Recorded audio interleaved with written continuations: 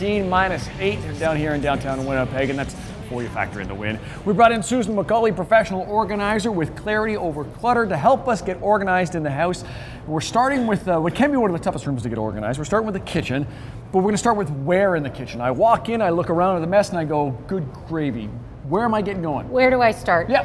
One of the quickest ways to get started and see instant results, visual results that are going to make you feel better, is to clear off your counter surfaces.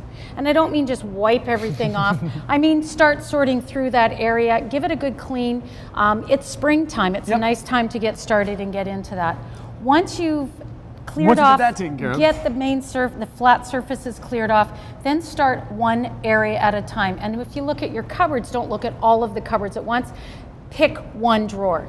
Okay. So what we've done here is emptied out a drawer. All this stuff was just piled in here. And so we put it in our grouping so that we can now make a decision. So we've got some different mashers. All right. We've got do you know what this is called? No. Making yucky hamburgers? No, it's called a potato ricer. So it's great, it's a neat way of doing potatoes, but if you haven't used it in a number of years... I was going to say, I bet you use this every second day, right? Not anymore. We used to when the kids were younger. So that goes in the yard sale? That goes, well, or for some people, just donate it. Sure. Right? Okay. So that's out of the way. Now we've got two mashers. This one is just a single type masher. This one, if you hit it down, double hits. So that might be the one that you go to all the time. Sure. So now maybe you don't need these anymore. All right, there you go. We've already seen the way. Okay. Graters. Yep. This one is a single-use grater, which actually is on here already. So you're making some deductions as to what you don't need anymore. So now you've got those. Okay, I've brought in a few examples of measuring spoons and picked up a couple extra ones to show you. This is your traditional style of single-use. This is multi. So I just move it depending on what size I need. Right. This might be the one you gravitate to, so then edit these ones out. Don't even use these types anymore. Done. Now this one actually incorporates both of these. So you might just say, you know what? Maybe I don't want two in my drawer, now I'm down to one. I like. Okay. Same with spatulas, doing the same kind of thing, eliminating this. You like spatulas, don't you? Well, this could be your favorite one that you use, as you can tell by the marks on it. Decide which ones you really want and use, what feel comfortable. This one maybe to hold on to doesn't have a good feel compared to this type of a handle.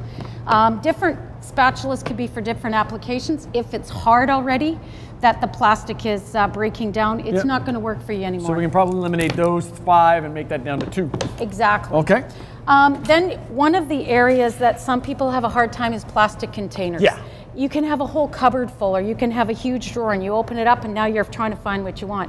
By editing out all the containers that don't stack well together and transferring over into something that is much easier to So I keep the ones that have lids that will work on different ones. Exactly. I keep the ones that I can mix and match.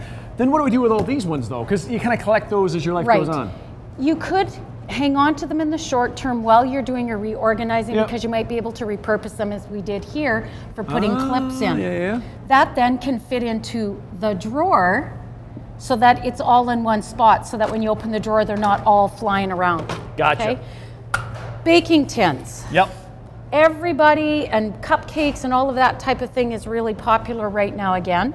But by editing out the ones that you really don't use, even though they're nice but if you don't use these ones all the time, let those ones go. Or no, those ones would be the keep.